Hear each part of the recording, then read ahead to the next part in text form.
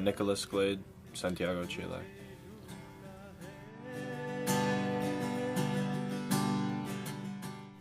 The student movement has been a history of protest predominantly conducted by students of upper-level high school and college. There has been some group influence, such as a lot of socialist leagues and colleges have been involved. There is a semi-organized student coalition based around Camila Vallejo, who has kind of been a de facto leader of it.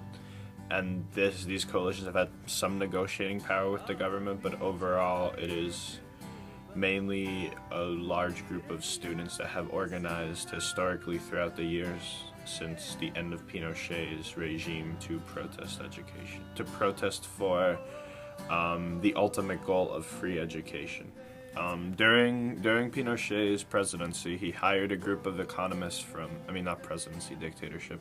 He hired a group of economists from University of Chicago to redo the economic system of Chile, since the previous leader had been socialist and nationalized most of the programs. The Chicago Boys, as they're called, the economists that redid sort of the economic plan of the country, ended up privatizing most things, and with it education became privatized. A lot of people from poorer or more middle-class neighborhoods who can't afford the education to prepare themselves to get into the better colleges end up having to go to these peripheral for-profit colleges that may not offer as good of an education. So it's really the middle class that is suffering from this predominantly, and some of the lower class that is able to make it into college.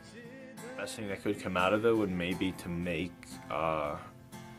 the price of education proportional to income, and also for the government to have a higher authority over education, and to centralize education at state level instead of the level of a municipality. Also, I think more reform should be enacted on college accreditation and whether or not colleges are actually in charge of educating people in the country, or simply run as a way for the owners of the college to make money. Sebastián Piñera, he marks a shift in the, order that the presidents have been going in.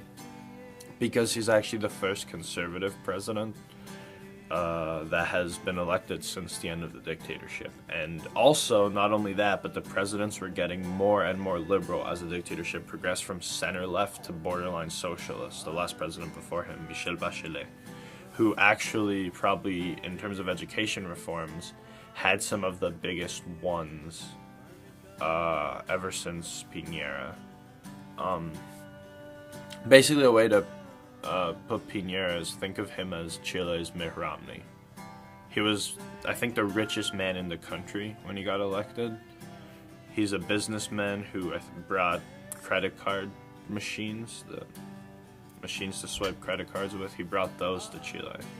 They really hit their peak under his presidency because he basically stood for all the values that the students had been working hard to oppose and overturn. And they thought that with a president like him, all their progress that had been made in the previous presidencies, which still, according to the student movement, had not been sufficient, would have been overturned by a new pro-business neoliberal president.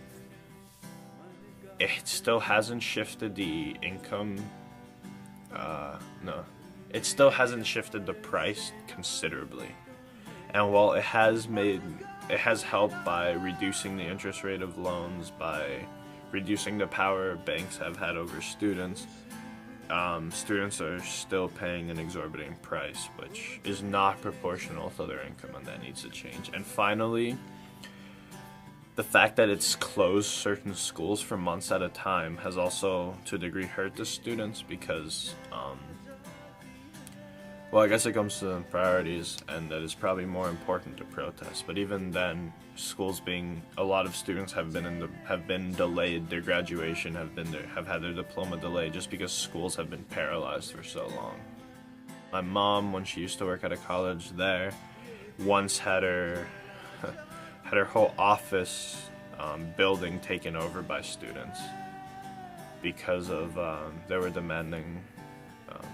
I forget their exact demands, but my mom worked in education in Chile, and she said that a large number of teachers are actually in favor of when students do this because the teachers themselves are also not getting paid as well as they should. So there's actually, at least between the more liberal teachers, there's not much of they're not disagreeing with what the students are saying. At the level Chile is developing, most of the population now is literate, and most has access to basic education. And I think that it's not in a situation where only small percentage of the population can access college. It's that a large, growing percentage, even of the lower and middle class populations, is in a position where they could attain higher education in some way or another. And the provisions and the laws have not shifted to accommodate this influx of an educated population within the country. And if Chile wants to attain a status as a fully developed country, and I think that in order to provide people with education, particularly higher education at an affordable rate, and to provide elementary and high school education with a decent quality that's in public schools without people having to pay for private schools, I think that would really aid its development. And I think that at the point Chile is in right now, in terms of having a strong economy, in terms of how fast it's been developing, that it's negligent of the government not to invest this in social programs and education, and that if Chile continues to charge such a high amount for education and continues to segregate its populace to the degree that it has been, the progress of it as a country is going to slow down heavily.